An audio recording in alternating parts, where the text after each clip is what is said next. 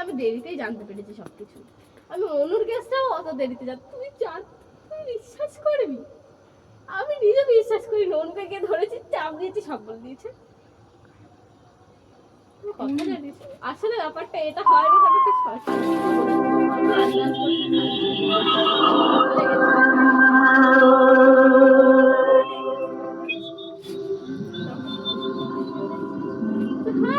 কি বলি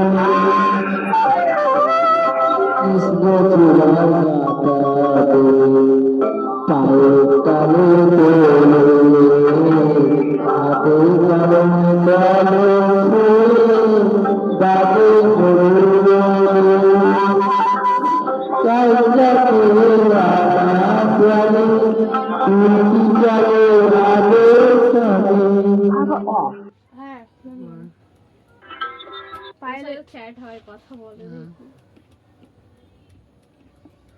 পরে মানে স্কুলে না, ও তো পিএর আছে